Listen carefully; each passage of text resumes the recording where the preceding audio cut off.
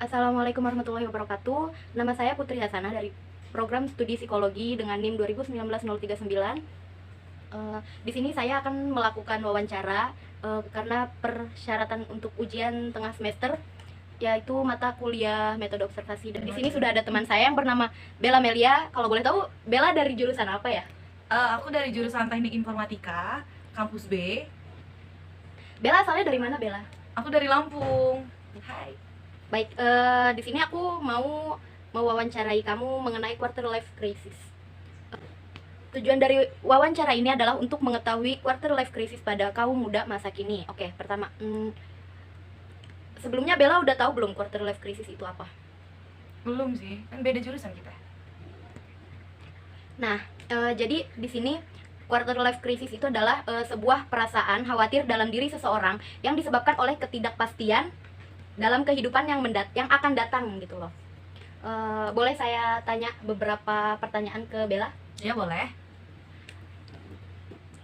Oke, sebelumnya aku mau nanya, gimana nih perasaan yang sedang Bella alami saat ini?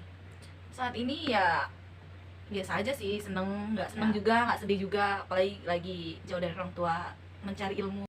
Baik, Bella, bagaimana pola hidup dalam keseharian Bella nih yang sekarang yang sibuk kuliah, kan dari mulai menjaga pola makan atau pola tidur, boleh bisa dijelaskan nggak?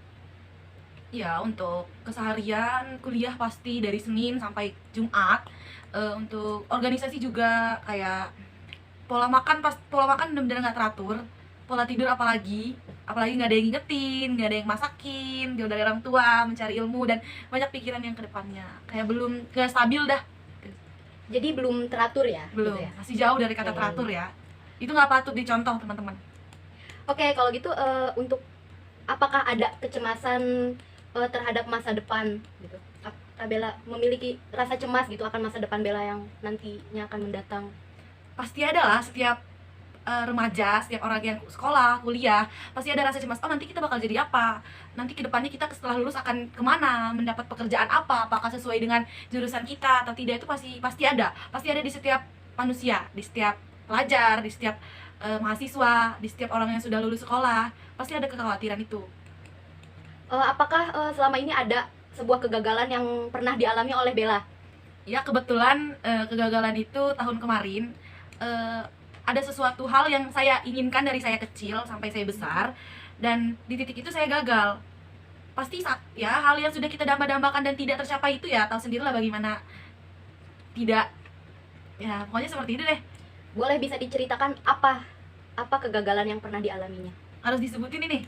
Boleh. Ah, Boleh kemarin cerita. saya mendaftar koat dan itu gugur. Dari 700 orang saya masuk ke 45 besar dan saya gugur di 18 orang. Ya persaingan yang sudah jauh menurut saya, dan itu benar-benar menyakitkan. Berarti, oh baiklah. Lalu resiliensi apa dalam kegagalan yang pernah Bella alami selama ini, kayak misalkan hal apa yang bikin kamu tetap bertahan dan semangat buat lanjutin kehidupan selanjutnya? Sebenarnya sih melanjutkan kehidupan itu kewajiban sih ya, nggak mungkin kita gugur dari satu tempat Ya. kita jadi nggak mau ngapa-ngapain, tapi tetap ada masa ngedownnya, kayak masa nggak bisa bersaing dengan 45 orang itu, nggak bisa bersaing dengan 16 orang itu, pasti ada sih rasa kayak gitu. Tapi hal yang bikin aku semangat lagi itu ibu sama ayah. Kenapa? Karena dari mereka kayak kalau kitanya aja ngedown, kalau kitanya aja nggak mau berusaha lagi, gimana mereka? Sedangkan mereka yang ngasih makan, mereka yang support, mereka yang ngasih uang transportasi kemana-mana, doa, mereka aja nggak luntur sama kita. Masa kita yang udah tinggal jalan dan tinggal menikmati dan kita harus menyerah, itu gimana? Itu sih yang pertama, orang tua, keluarga, yang terakhir ya diri kita sendiri. Nggak mungkin dong kita ngedown cuma sama satu hal, kan masih panjang, kayak hidup kita tuh masih panjang, masih 17 tahun, masih ada 19 tahun, 20 tahun, masih panjang. Jadi ya dijalanin aja dulu, namanya hidup. Ya. Benar sih, memang terkadang yang membangun support kita kembali itu adalah orang tua ya, nomor satu. Terus setelah kegagalan ini, apakah Bella pernah merasa kebingungan dalam menentukan pilihan di masa depan lagi? Kebingungan itu pasti ada setiap pilihan, apalagi setelah gugur kemarin, bagaimana membangun diri agar semangat lagi menghadapi orang-orang baru, apalagi kan dunianya berbeda dari dunia itu ke dunia perkuliahan itu ya agak sedikit berbeda, nggak sedikit berbeda sih, berbeda karena di sini kita harus belajar depan laptop, bertemu dengan dosen, sedangkan di sana enggak, kayak ya apa tuh, Jauh. terus jawabnya apa? Ya untuk menentukan ke masa depan itu pasti ada kebingungan, tapi di balik kebingungan itu pasti ada hal baiknya, kayak apapun yang udah kita lakuin, apapun yang kita sedang lakukan itu pasti ada hal baiknya. Jadi kayak gitu Kak Riri. Oke. Baik. Selain masalah kegagalan yang soal kuat tadi, apakah ada permasalahan mengenai finansial dari Kak Bella sendiri? Alhamdulillah nggak ada sih ya, aman sih kalau itu. Wah, aman ya. Ya. Lalu ada nggak kayak harapan atau ekspektasi dari orang lain kepada Kak Bella? Harapan orang lain kepada aku. Iya. Harapan orang lain sih sejauh ini cuma harapan keluarga, harapan ibu dan ayah saya kepada saya. Sebenarnya untuk menjadi apa gitu? Untuk menjadi cita-cita saya yang kemarin, karena itu bukan hanya cita-cita dari aku, tapi cita-cita dari ibu, ayah, dari keluarga.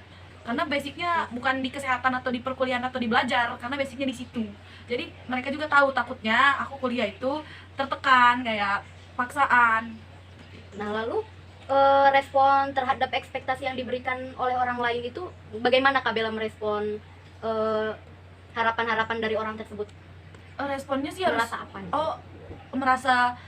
merasa ada tanggung jawab, kayak oh kita harus jadi nih, kita harus sukses nih, kan bukan cuma kita doang yang berharap, ada ibu ayah, ada keluarga, kayak sedikit terbebani tapi banyak merasa tersupport, kayak oh bukan cuma aku doang kok yang pengen jadi diri aku ini, tapi ada keluarga, ada orang tua, kayak mereka nggak bakal mundur, mereka nggak bakal ngejauhin kita kalau kita gugur juga. Oke, lalu untuk kamu sendiri, apakah kamu sudah mengenali diri kamu sendiri? Mengenali diri kamu sendiri kayak kamu tuh gimana? Lebih identik bisanya kemana? Untuk mengenali diri sendiri sejauh ini baru sekitar 60% lah. Jadi belum sepenuhnya mengenali diri sendiri. Belum, kayak masih labil, kayak kadang seperti ini, kadang seperti itu. Tapi udah tahu kayak kesukaannya apa, minatnya di mana, bakatnya di mana gitu. Ya, mungkin lah sedikit. Baik, apakah sekarang ada motivasi tersendiri untuk tetap semangat menjalani perkuliahan yang saat ini sedang dijalani? Apalagi kan sekarang jauh dari orang tua ya. Apa kira-kira motivasinya? Motivasinya sih ya mereka, ya ibu sama ayah. Kayak semua udah dilengkapin, tinggal kuliah, tinggal belajar, apa-apa diturutin, kayak tinggal belajar. Masa kita nggak mau ngebahagiain mereka sih? Masa tinggal belajar, tinggal menjalani apa yang mereka suruh aja kita nggak mau? Pokoknya motivasinya mereka berdua sih. Oke, ada nggak sekarang yang mau kamu sampaikan buat teman-teman semua yang sedang lihat video ini? Skip dulu deh, sumpah. Ya, kira-kira apa? Ada nggak nih yang mau disampaikan buat teman-teman yang lagi nonton? Misalkan buat bantu gimana caranya semangat, untuk tetap semangat walaupun jauh dari orang tua, tapi tetap semangat belajar, kuliah gitu. Yang perlu diingat itu mereka, orang tua. Patokan semangat kalian tuh di mereka. Karena apapun yang terjadi, mereka garda terdepan kita. Masa kita sebagai anak.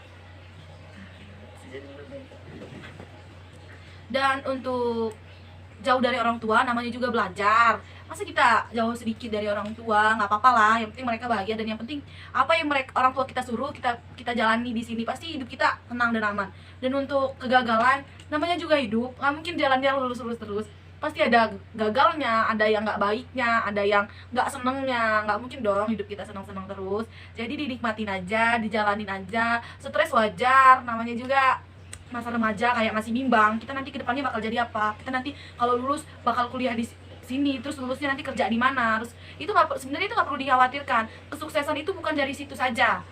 Kita aku jurusan teknik informatika, jadi aku harus ngerti program, harus ngerti web, itu nggak juga, karena kesuksesan bukan hanya ada di situ. Mungkin aku nanti bisa jadi apa, seperti itu. Dan kesuksesan juga bukan tentang kowat saja, masih banyak yang lain.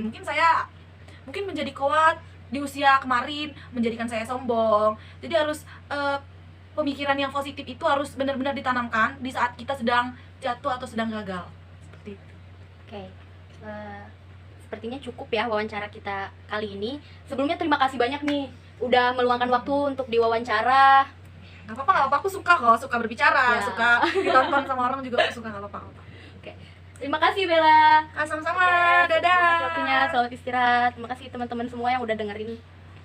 Assalamualaikum warahmatullahi wabarakatuh.